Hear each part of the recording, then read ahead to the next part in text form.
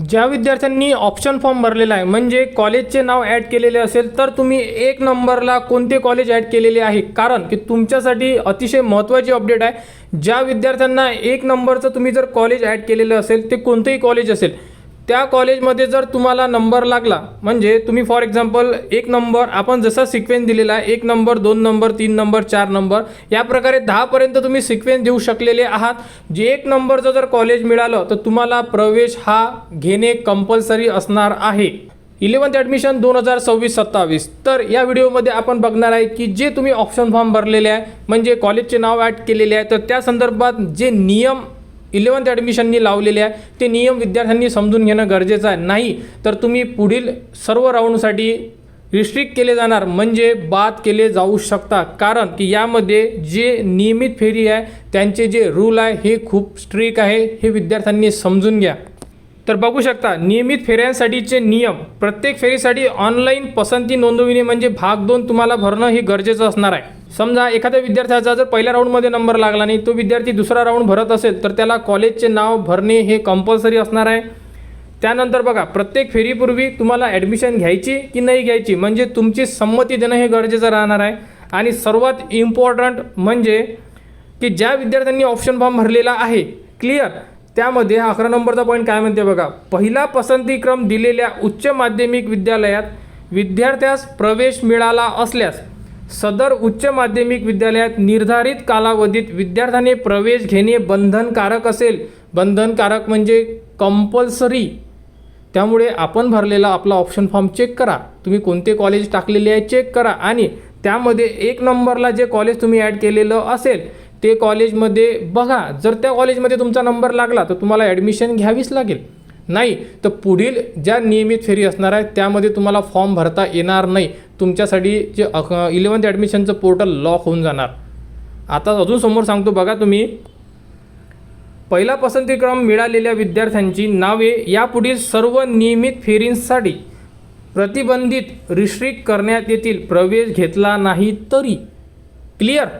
म्हणजे तुमचा नंबर लागला आणि त्यात जर तुम्हाला 1 नंबरचं कॉलेज मिळालं, तुम्ही प्रवेश घ्या किंवा नका घेऊ, समोरचे जेवढेही 2 राऊंड होणार आहे म्हणजे 2 नंबरचा राऊंड आणि 3 नंबरचा राऊंड या दोन्हीसाठी तुम्ही फॉर्म भरू शकणार नाही। त्यामुळे अजूनही तुमच्याकडे वेळ आहे। फॉर्म एडिट कसा करायचा या संदर्भात व्हिडिओ दिलेला आहे आपण, किंवा या व्हिडिओच्या डिस्क्रिप्शनमध्ये सुद्धा देतोय, त्या प्रकारे चेक करा। 1 नंबरला जे कॉलेज टाकलेलं आहे ते असं कॉलेज टाका की तुमचा जर नंबर लागला तर तुम्ही तिथे प्रवेश घेऊ शकले पाहिजे। क्लिअर? यामध्ये कोणाला काही डाऊट्स असेल तर तुम्ही कमेंट्स करून विचारू शकता, नाही तर तुम्ही ही जी नोटिफिकेशन दिलेली आहे 11th ॲडमिशननी यामध्ये तुम्ही संपूर्ण माहिती चेक करू शका। बघा नियमित फेऱ्यांसाठी प्रतिबंधित होण्यासाठी 3 कारणे म्हणजे रिस्ट्रिक्ट, तुम्हाला ब्लॉक करण्यासाठी की म्हणजे तुम्हाला पुढील राऊंडसाठी ज्या 2 नंबर आणि 3साठी प्रवेश मिळणार नाही त्याचे मुख्य कारणे बघा। पहिला पसंतीक्रम मिळूनही प्रवेश घेतला नाही तर पुढील 2 राऊंडसाठी बाद।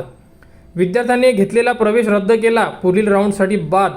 संबंधित विद्यालयाने विद्यार्थ्यास प्रवेश नाकारल्यास अर्जाच्या चुकीच्या माहितीमुळे पुढील 2 राऊंड बाद।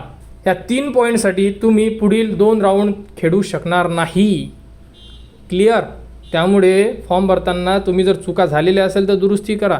कास्ट ही अतिशय महत्त्वाची आहे, जेंडर मेल फिमेल अतिशय महत्त्वाची आहे। त्यामुळे त्या जेवढी माहिती तुम्ही फिल केलेली आहे ती एकदा चेक करा आणि त्यानंतर 1 नंबरचा ऑप्शन हा सुद्धा एक मेन पॉईंट आहे, कारण असं आहे की विद्यार्थ्याचा नंबर लागून जातो आणि विद्यार्थी म्हणतो मला ते कॉलेज नको। 2 नंबर 3 नंबरचा कॉलेज असेल तर ठीक आहे, परंतु 1 नंबरचा कॉलेजला काहीही कोणीही ऐकून घेणार नाही। क्लिअर? यामध्ये कोणाला काही डाऊट्स असेल कमेंट्स करा, कमेंट्सवर तुम्हाला पूर्ण माहिती दिली जाणार। आणि जर तुम्हाला पुढच्या राऊंडसाठी जर बाद व्हायचं असेल, फॉर्म भरता यायला नको असं वाटत असेल तरच तुम्ही 1 नंबरचं कॉलेज असं टाका की मला कॉलेज लागल्यानंतर सुद्धा मी घेणार नाही।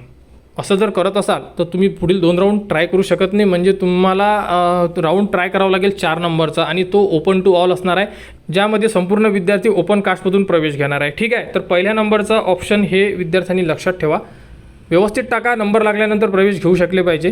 ठीक आहे? यामध्ये कोणाला काही डाऊट्स असेल कमेंट्स करा। 11th ॲडमिशनबद्दल संपूर्ण फॉर्म भरण्याचे व्हिडिओ कमेंट बॉक्समध्ये दिलेले आहेत, ते व्हिडिओ बघा आणि आपला फॉर्म फिल करा। 11th ॲडमिशन 2026-27च्या अपडेटसाठी आपल्या चॅनलच्या कनेक्टमध्ये राहा, चॅनलला सबस्क्राईब करा, हा व्हिडिओ इतरांपर्यंत शेअर करा।